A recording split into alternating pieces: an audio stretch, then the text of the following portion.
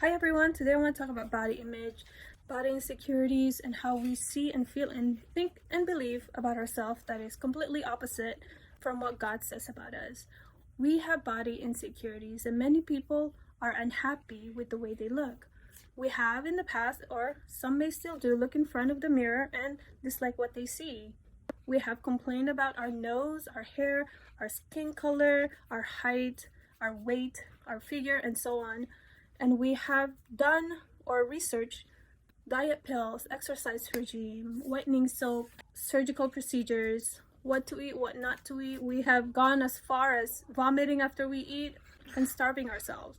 We have scrolled down our social media accounts trying to look for a body image or face that we wish we look like and fantasize to be as.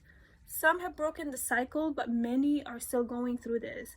I went through it in middle school, high school, on and off in my 20s, silently comparing myself with other girls, even the girls I was friends with.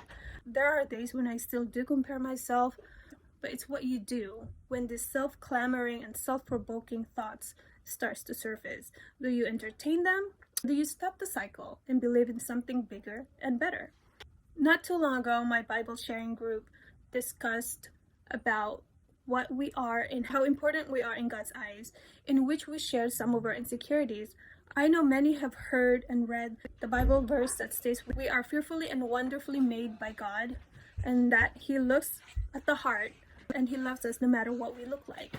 But why is it that it's so hard to believe in what God says sometimes? There are many factors, and I will talk about some of them. One is that we turn down the voice of God when He tells us or reminds us of that verse, and instead increase the volume of the ones that says, you need to change this or that about you. You are fat, you look disgusting, you're ugly. If you had lighter skin, you'd be prettier, and so on.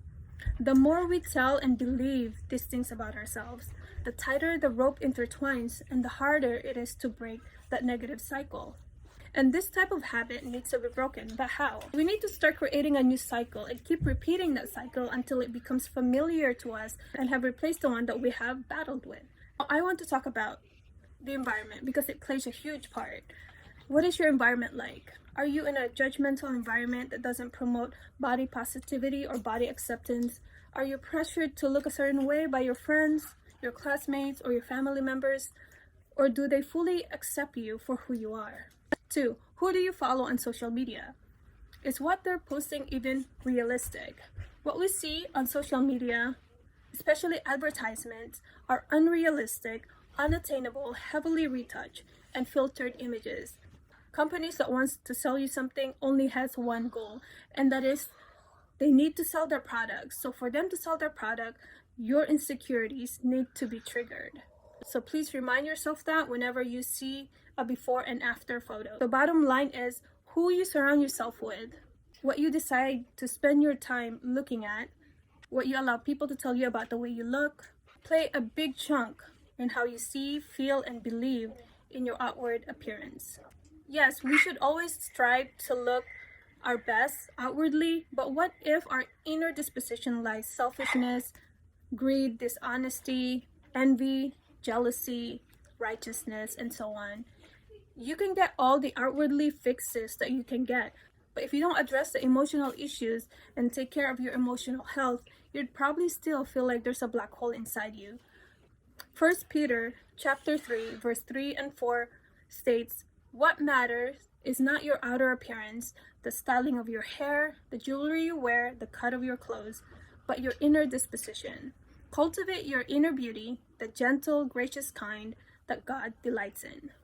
So start creating a cycle that cultivates your inner disposition, your inner beauty, and start telling yourself how God values you so much, how He loves you no matter what you look like, and how He looks inwardly, and start expressing gratitude.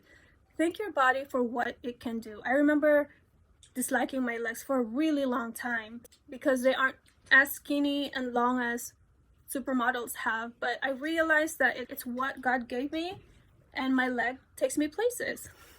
Be proud of things in yourself that isn't linked to your appearance. Accept and value people no matter what they look like. Make healthy eating and exercising as part of your everyday life. Make sure you have a healthy environment, and always thank God for you, your whole you. Remember, there are billions of people in this world, and we come in all shapes, sizes, complexion, and color. You are a miracle because no one person is exactly like you. So be yourself, love yourself, and cultivate your inner beauty, your self-esteem, self-love. So I will leave you with a verse from 1 Samuel chapter 16, verse 7. For the Lord sees not as man sees. Man looks on the outward appearance, but the Lord looks on the heart.